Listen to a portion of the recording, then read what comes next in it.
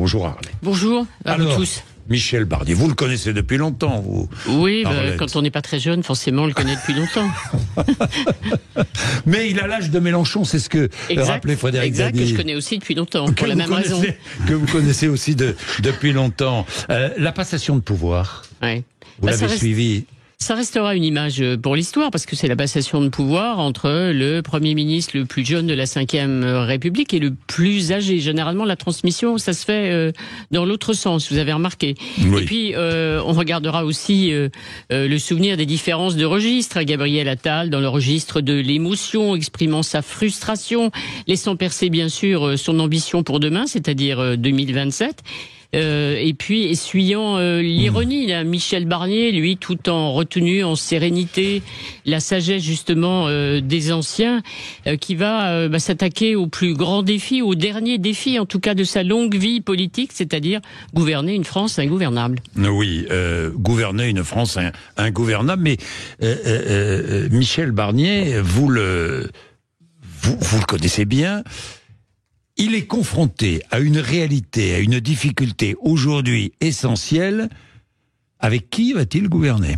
Alors ça c'est intéressant, effectivement, c'est la bonne question. Moi je veux bien, on a nommé un Premier ministre. Oui, on a nommé un Premier ministre. Avec qui gouverne-t-il? Alors, vous savez que Emmanuel Macron n'a pas renoncé à son rêve, c'est-à-dire le grand dépassement, la grande alliance allant de la droite républicaine jusqu'aux sociaux-démocrates, c'est-à-dire les socialistes qui acceptent de gouverner. C'est pas évident pour l'instant, l'alliance est conclue avec la droite. Est-il vrai, Arlette Chabot, que Emmanuel Macron voulait composer une forme de dream team, c'est-à-dire un gouvernement choc, avec Michel Barnier? Je ne sais pas si ça va être possible, mais... Pourquoi vous voulez dire le tempérament de Michel Barnier? Choc et tempérament de Michel Barnier. Donc c'est des poids lourds, mais vous ne pouvez pas demander à Bernard Cazeneuve de devenir ministre d'État au sein d'un gouvernement de Michel Barnier, après l'avoir gentiment éconduit, parce que ses amis socialistes n'acceptaient pas de s'engager sur une non-censure d'entrée de jeu. Donc, qui peut rallier, encore une fois, aujourd'hui, Michel Barnier? Alors, il y a un bouger du côté, évidemment, de la droite républicaine. Laurent Wauquiez a accepté de soutenir un Premier ministre issu des rangs des Républicains, comme on disait il y a encore quelques semaines. Il acceptera sans doute, évidemment, l'entrée de ministres venant de son parti. Ça sera acté, évidemment, dans la journée. Pour le reste, il n'y a rien à espérer de la gauche, bien entendu. Jean-Luc Mélenchon, les Insoumis seront dans la rue dès demain. Quant aux socialistes, ils n'ont pas fini de se déchirer sur le refus justement de soutenir Bernard Cazeneuve. Il y en a pour des mois de conflit avant que ce soit réglé, au moins sans doute jusqu'à la prochaine dissolution.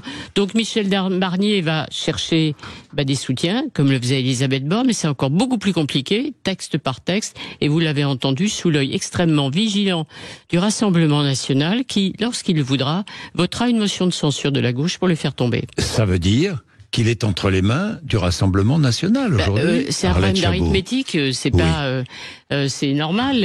On compte. Donc Emmanuel Macron est entre les mains du Rassemblement national. C'est-à-dire que le Rassemblement national peut voter une censure de la gauche. Oui. La gauche ne votera jamais une censure du Rassemblement national, bien entendu.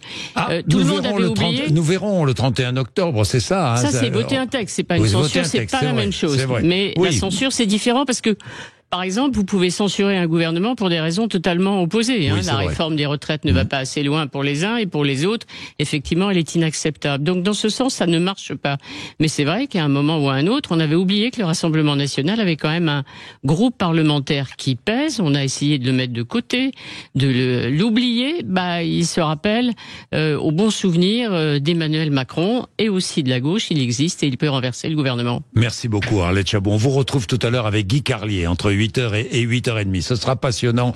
Un débat, évidemment, sur l'actualité politique.